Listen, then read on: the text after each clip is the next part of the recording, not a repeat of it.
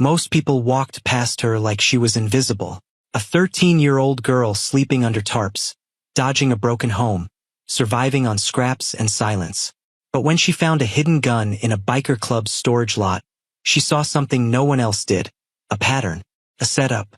A lie powerful enough to destroy the only people who ever noticed her. And this time, she wasn't going to disappear. Ava remembered the exact moment her childhood ended.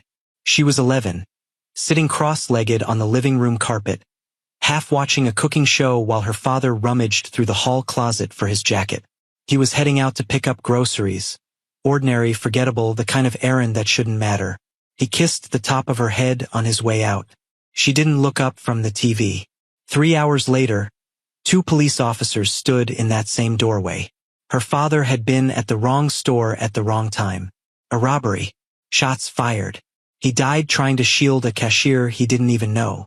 The officers called him brave. Her mother called it senseless. Ava didn't call it anything. She just stopped talking for a while. The weeks after the funeral blurred together. Her mother stopped going to work, then stopped getting dressed, then stopped pretending things would be okay. Pills first, then harder stuff. Ava learned to recognize the glassy stare, the slurred words, the mornings her mother didn't wake up until noon. 6 months later, Dennis moved in. Her mother called him a good man, who was helping them get back on their feet. Ava called him nothing. She learned quickly that Dennis's moods shifted with the bottle. Sometimes quiet and distant, sometimes loud and cruel.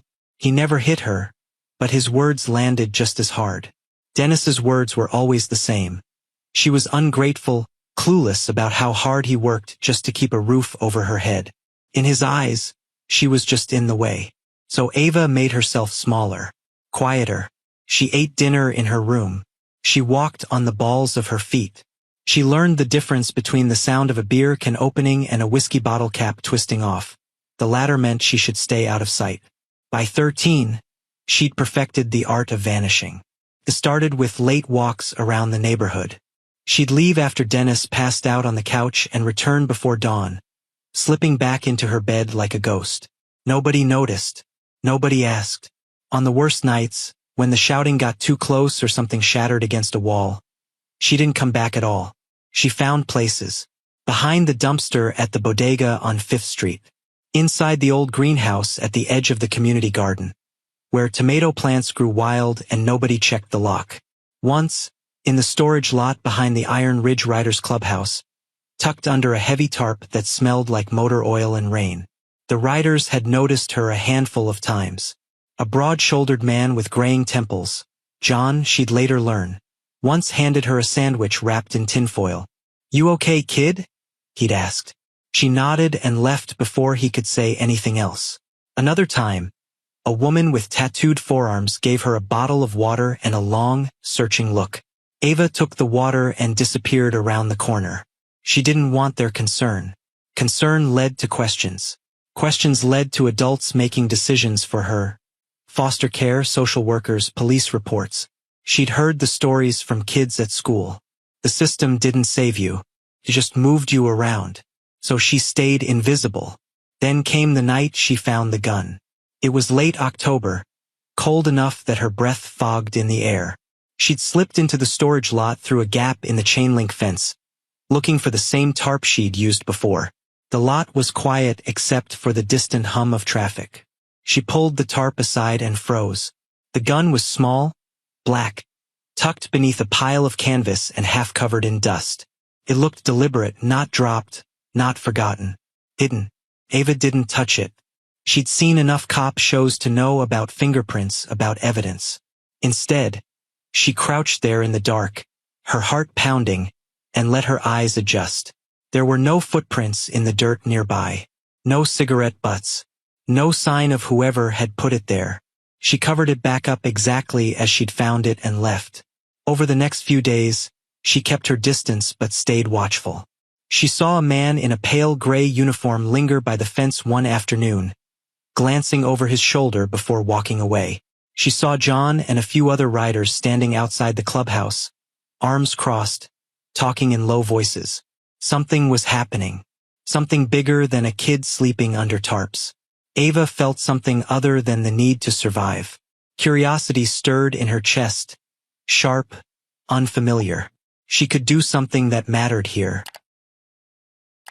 Ava started paying attention in ways she never had before. She'd spent 2 years training herself to notice exits, shadows, the rhythm of footsteps behind her. Survival made you observant.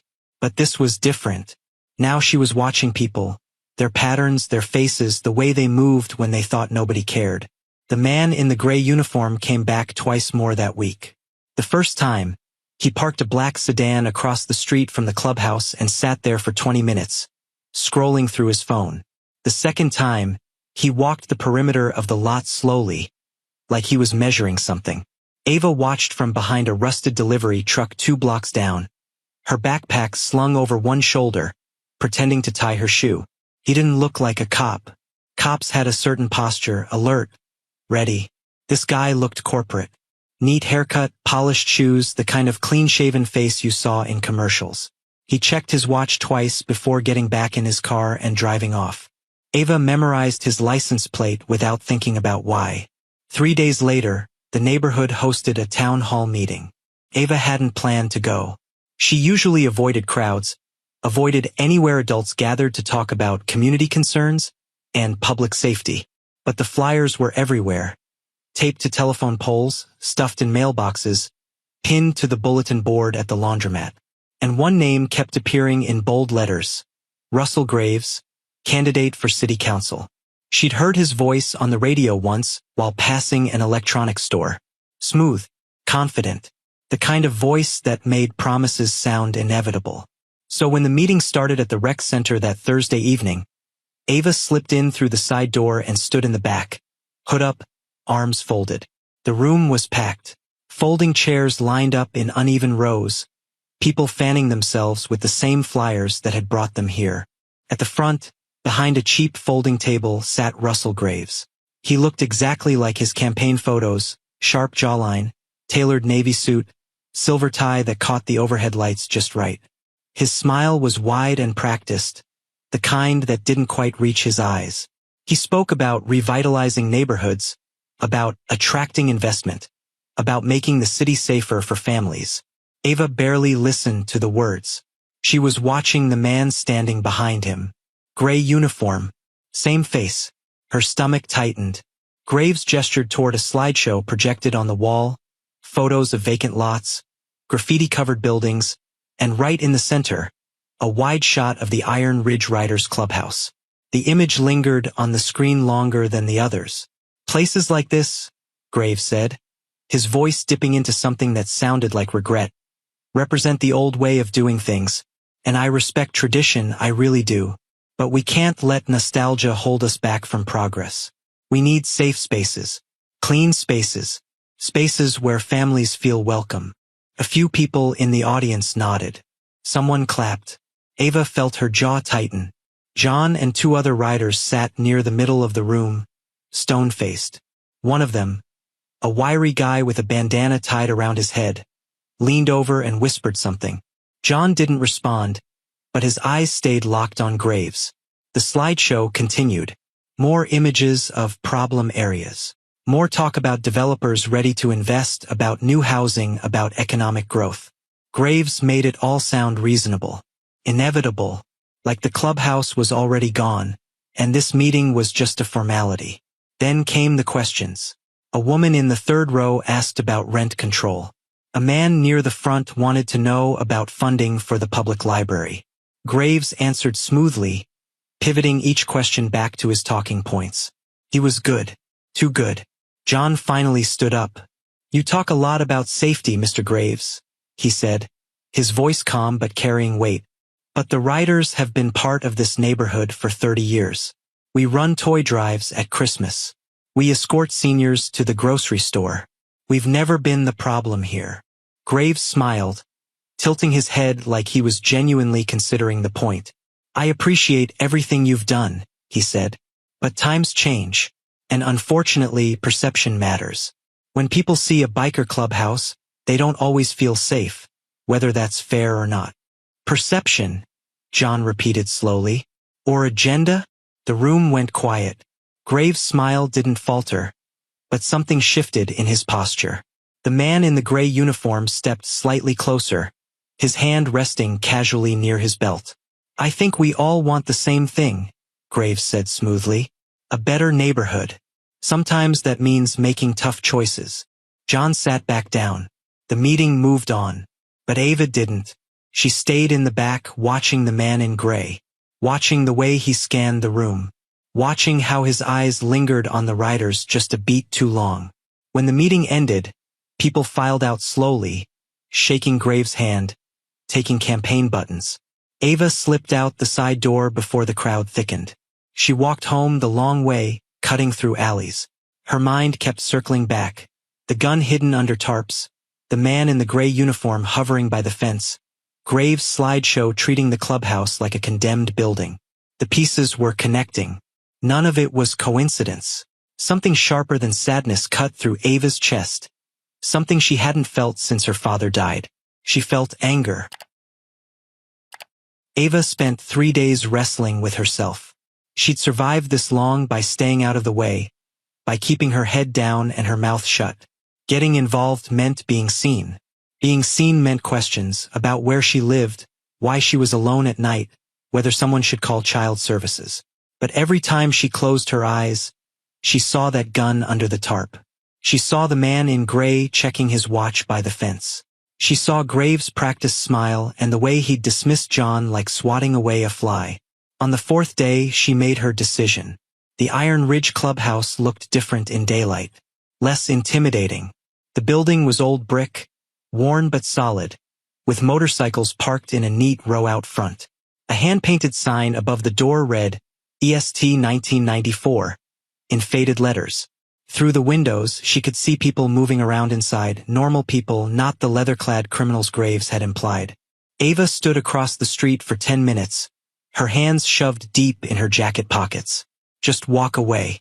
You don't owe them anything. But she thought about the sandwich John had given her. The water.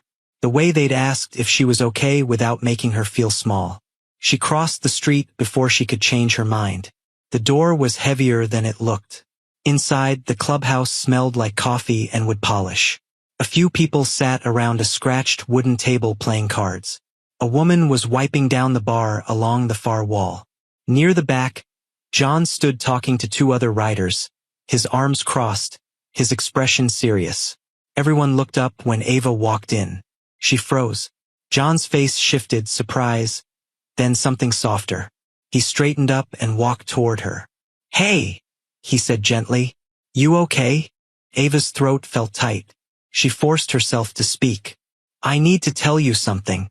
John glanced at the others, then gestured toward a quieter corner near the window. "Come on, let's talk." She followed him to a small table. He sat down slowly, like he was trying not to spook her. The woman from the bar brought over a glass of water without being asked and set it down in front of Ava.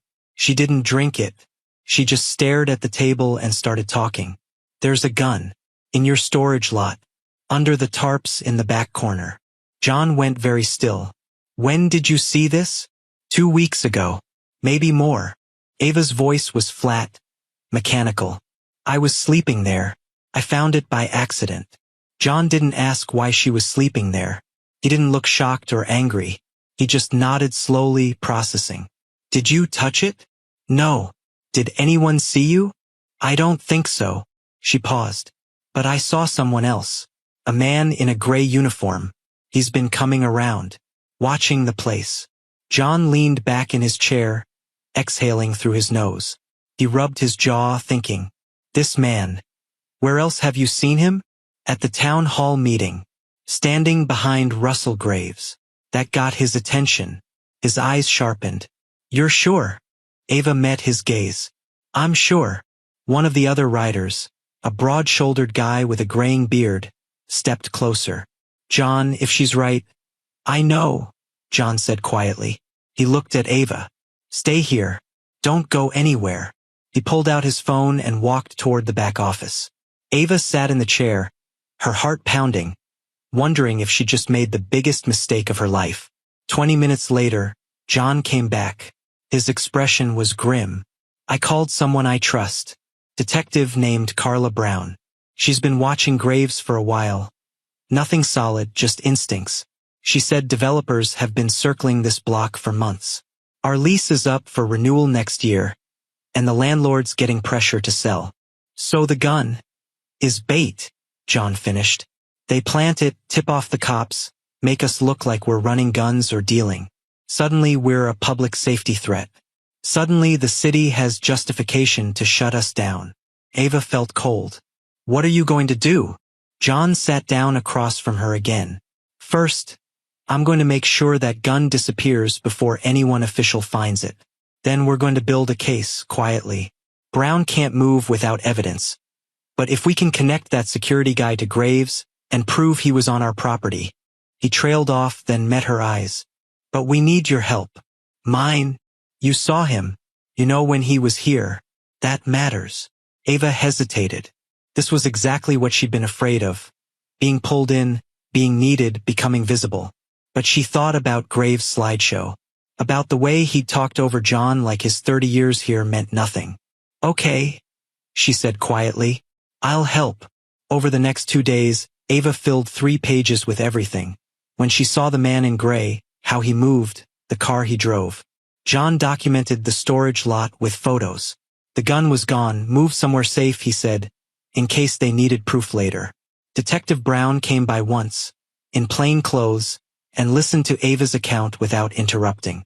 She was younger than Ava expected, with dark eyes that missed nothing. You're brave, Brown said when Ava finished. Most people wouldn't have said anything. Ava didn't feel brave. She felt exposed. But when Brown handed John her card and said, "We'll handle this carefully," Ava felt something else. She felt like maybe, for once, someone was actually listening. John walked her to the door when she finally left. The sun was setting, casting long shadows across the street. You didn't have to do this, he said. Ava shrugged. Yeah, I did. He studied her for a moment, then nodded. You need a place to stay tonight? She almost said no, almost walked away like she always did. Instead, she said, maybe. This time, she didn't disappear. The story broke on a Tuesday morning. Ava woke up on a narrow cot in the room above the clubhouse, a space the writers used for storage, now hastily cleared to give her somewhere safe to sleep. Sunlight streamed through a small window, and she could hear voices downstairs, louder than usual. When she came down, the common room was packed. People crowded around a laptop on the bar, others holding up phones, all watching the same thing. A news report. The anchor's voice was crisp and urgent. Anonymous sources have come forward with allegations that city council candidate Russell Graves may be connected to a scheme involving planted evidence at a local motorcycle club. The Iron Ridge Riders, a community fixture for 3 decades, claim they were deliberately targeted as part of a broader effort to acquire their property for development. Ava's stomach flipped. John stood near the back, arms crossed, watching the screen with an unreadable expression. When he noticed Ava, he gestured her over. Brown moved fast, he said quietly. Got the photos we took? Matched them with traffic cam footage showing that security guy's car in the area. Then someone inside Graves' campaign started talking. Who? Don't know. But they leaked emails. Conversations about applying pressure and creating leverage. Graves is in full damage control mode. On the screen, a reporter stood outside a sleek office building downtown, microphone in hand. Behind her, Russell Graves emerged flanked by 2 lawyers. His face was tight, his easy smile nowhere to be found. These allegations are baseless and politically motivated, Graves said, his voice clipped. I have never authorized any illegal activity, and I resent the implication that, Mr. Graves, can you explain why your head of security was photographed near the Iron Ridge property days before an anonymous tip was reportedly planned? Graves' jaw worked. No comment. He pushed past the cameras and disappeared into a waiting car. The room erupted in murmurs. Someone whooped. Another person clapped John on the shoulder. But John didn't celebrate. He just watched the screen, his expression heavy. Ava understood why. This wasn't over. Not yet. Over the next week, the pressure mounted. More photos surfaced. Time-stamped images showing the man in gray near the clubhouse multiple times over the previous weeks. A local news outlet interviewed Detective Brown, who carefully stated that an ongoing investigation was examining potential misconduct. Graves' poll numbers dropped. Donors pulled their support.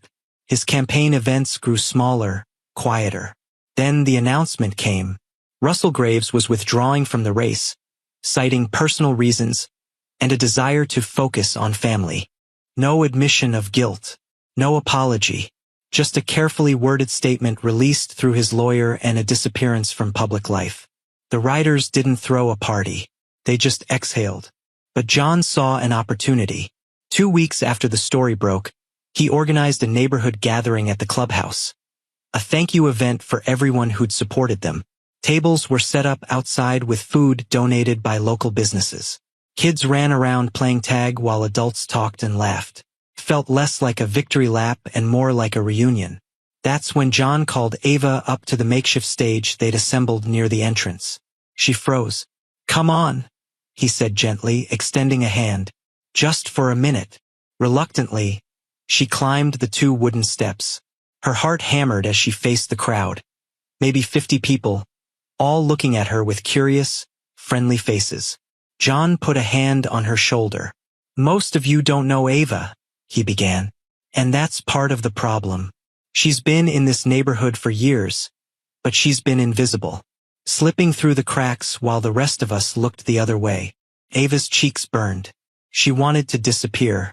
But Ava saw something the rest of us missed. She paid attention when it mattered.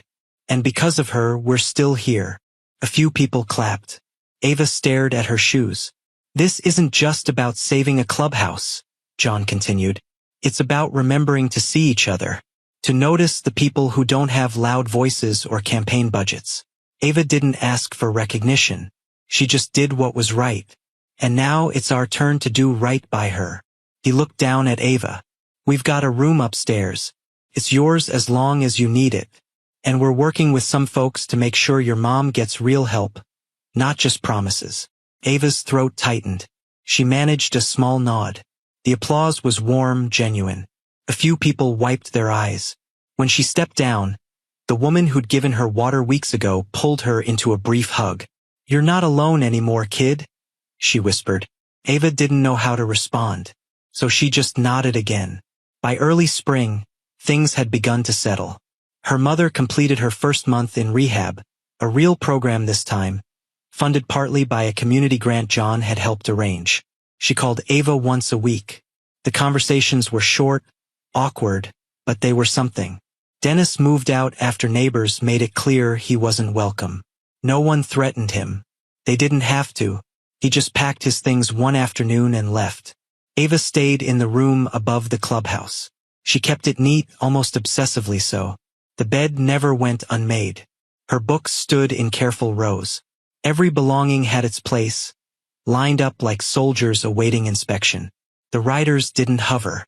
They just checked in, made sure she ate and had what she needed for school. One evening, John found her sitting on the front steps, watching the sunset paint the street in shades of amber and purple. He sat down beside her, groaning a little as his knees cracked. "You know," he said, "for someone who used to sleep under tarps, you've got a way of seeing things most people miss." Ava didn't respond right away. She just watched the light shift.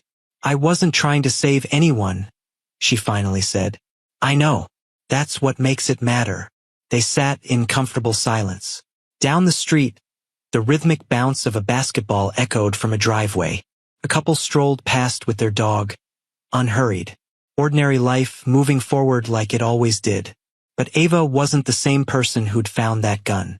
She'd stepped into the light, spoken up, let herself be seen, and the world hadn't swallowed her whole. The riders were still standing, and now so was she. Ava never wanted to be a hero. She just wanted to survive. But sometimes the people society ignores are the ones who see the truth most clearly. What would you have done in her place? Would you have stayed silent or spoken up? Drop your thoughts in the comments below. And if this story moved you, hit that like button, share it with someone who needs to hear it. and subscribe to embrace the journey for more stories about courage in unexpected places. See you in our next video.